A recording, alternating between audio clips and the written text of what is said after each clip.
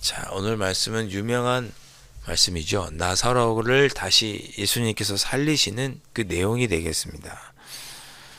조금만 앞으로 돌아가셔서 11장 17절에 보시면 예수님께서 베다니에 머무셨죠. 베다니에 예루살렘에서 솔로몬의 가게에서 나오셔서 베다니에 머무셨습니다.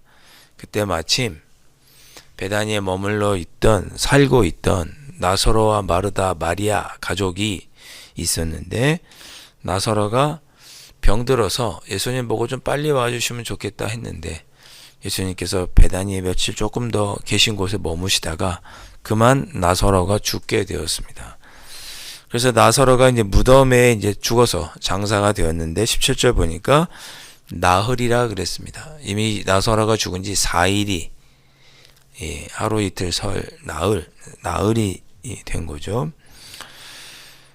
그래서 예수님께서 머물러 있는 그곳에 나사로의 누이, 여동생이었던 마르다가 찾아왔습니다. 그래서 예수님께 말하죠.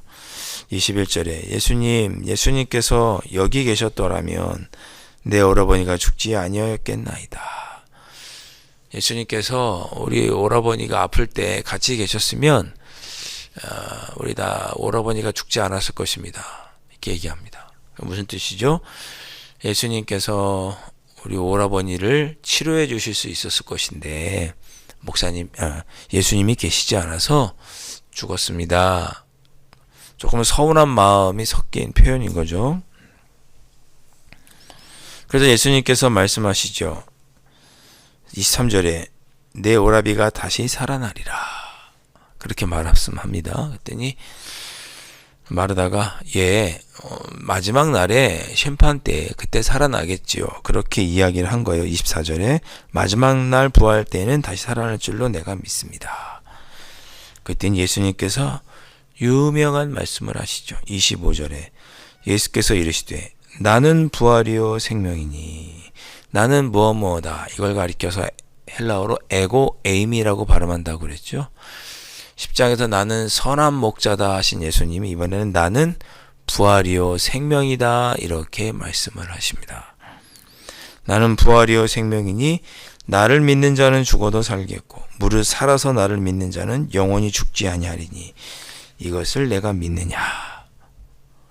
나를 믿는 자는 죽어도 살 것이다. 부활할 것이다. 살아서 믿는 자는 영원히 죽지 않고 죽은 자도 살아날 것이다 라고 마르다에게 이야기하니 마르다가 귀중한 고백을 27절에 합니다. 이르되 주여 그러하이다. 주는 그리스도시요 세상에 오시는 하나님의 아들이십니다. 베드로가 마태복음에서 했던 그 고백을 마르다가 여기서 하게 됩니다. 자, 그 말을 한 후에 마르다가 자기 집으로 돌아갑니다. 누이 동생 마리아에게 선생님이 예수님께서 너를 찾으신다 이렇게 이야기를 합니다. 28절에 보면 선생님이 오셔서 너를 부르신다 그랬더니 마리아가 그 말을 듣고 또 집에서 급히 나와서 예수님께로 향해 갑니다. 막 그렇게 멀진 않았던 것 같아요. 예수님께 갑니다. 사람들이 어디 가지? 무덤에 가나? 그런 생각을 할 정도였습니다. 31절에 마리아와 함께 집에 있어 위로하던 유대인들은 그가 급히 일어나 나가는 것을 보고 마리아가 오빠의 죽음 때문에 눈물 흘리러 곡하러 가나보다 라고 생각했는데 마리아는 예수님이 불러서 예수님께로 갔던 것이죠. 32절에 보면 마리아가 예수님을 만나서 또 얘기합니다. 주께서 여기 계셨으면 내 오라버니가 죽지 아니했을 것입니다. 언니 마르다나 동생 마리아가 이런 이야기를 하는 거 보면 아마 그들이 가족끼리 그런 얘기를 했던 것 같아요. 예수님이 계셨으면 우리 오라버니가 죽지 않았을 건데 그런 얘기를 했던 것 같아요. 그런 이야기를 듣고 33절에 예수님께서 그 마리아가 울었습니다. 예수님 계셨으면 우리 오라버니가 죽지 않았을 건데요 하면서 슬피 우니 또 예수님이 그 모습을 보면서 또 함께 온 유대인들이 같이 우는 거를 보면서 비통히 여기고 불쌍히 여기셔서, 그래서 나사로가 어디 있느냐라고 말하면서 나사로의 무덤으로 가셔서 35절에 보니까 눈물을 흘리셨습니다. 예수님도 슬퍼하셨던 거예요. 나사로라는 사람이 참 좋은 사람이었던 것 같아요.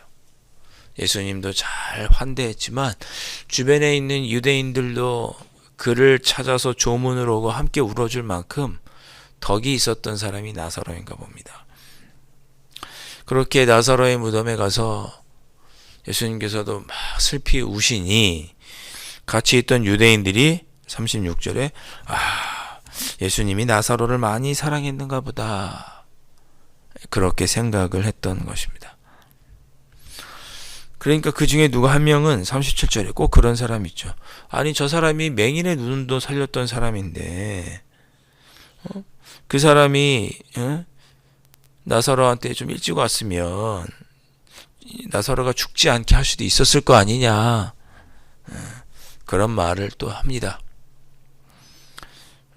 그런 이야기를 다 듣고 예수님은 마음에 너무 슬프셔서 사람들에게 이야기를 하시죠. 무덤에 서서 돌을 굴려라.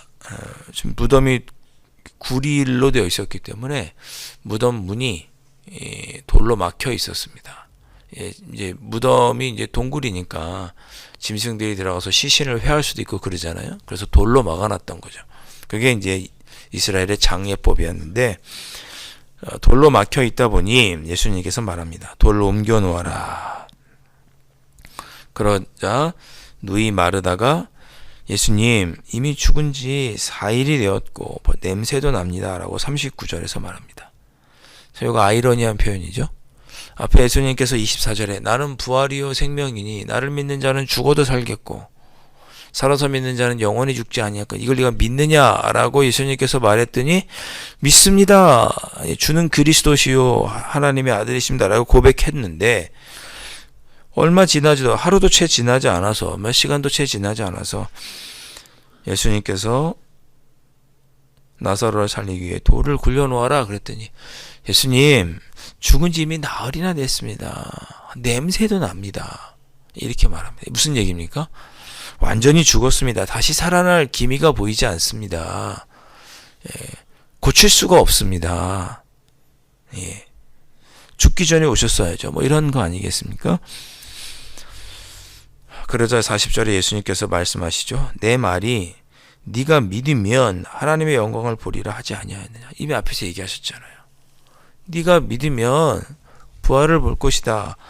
이미 그래서 마르다가 고백까지 했는데 예수님께 내가 그렇게 하지 않았느냐. 돌을 옮겨 놓아라. 그리고 돌을 옮겨 놓으니 41절에 예수님께서 기도하시죠. 우리가 오늘 예수님이 하셨던 이런 기도를 했으면 좋겠습니다. 예수님께서 무덤 앞에 서서 하늘을 우러러 보시죠. 눈을 들어 하늘을 우러러 보시고, 아마도 하늘에 계신 우리 아버지 하나님을 바라보셨겠죠.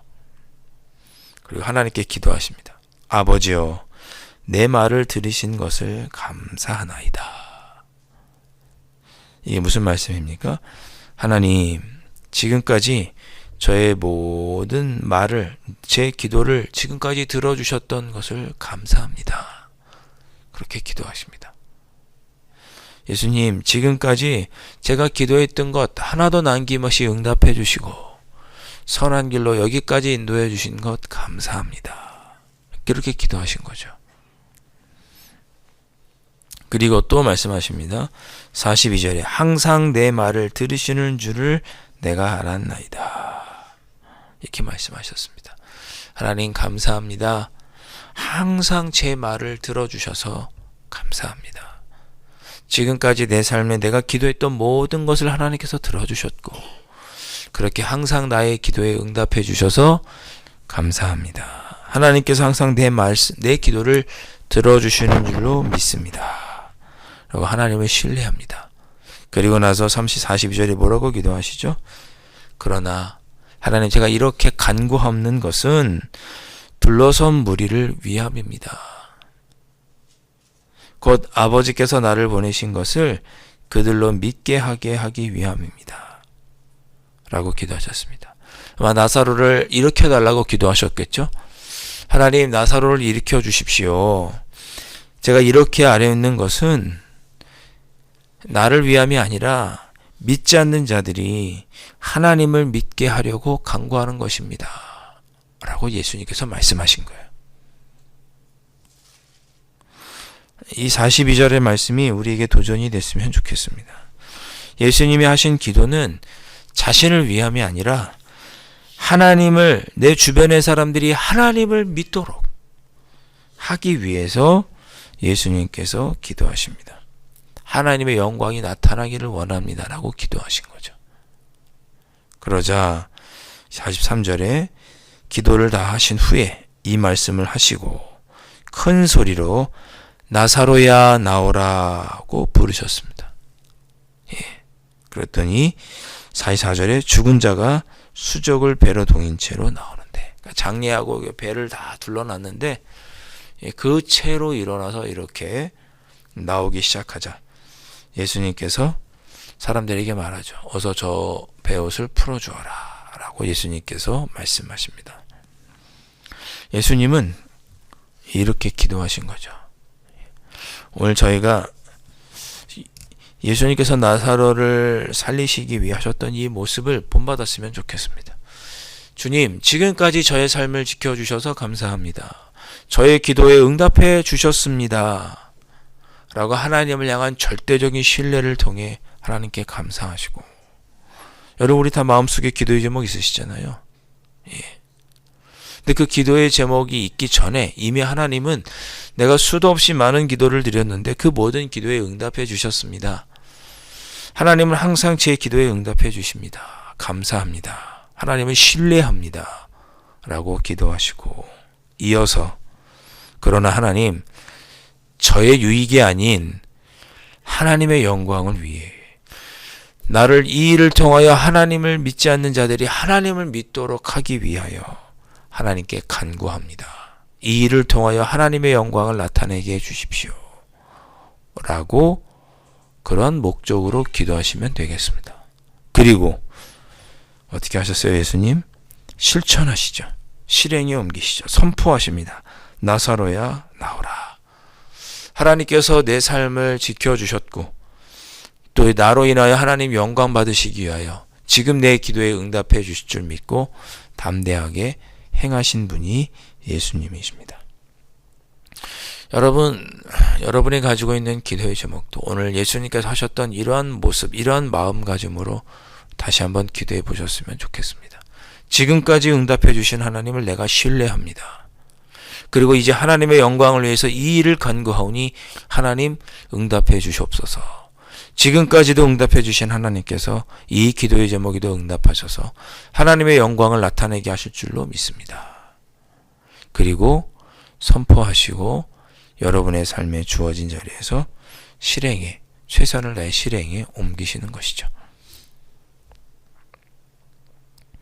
오늘 이 새벽에 우리가 그렇게 예수님께서 나사로를 살리셨던 그 놀라운 이적을 보이신 기적을 우리가 모두 보았고, 말씀으로 보았고, 또 그러기 위해서 예수님께서 얼마나 나사로를 사랑하셨는지, 또 그리고 그러기에 하나님의 영광을 나타내기 위해 어떻게 기도하셨는지를 살펴보았습니다. 오늘 우리도 그렇게 기도하시면 좋겠습니다. 하나님 신뢰합니다. 나의 이 일을 통하여, 기도의 제목을 통하여 하나님 영광 받으시옵소서.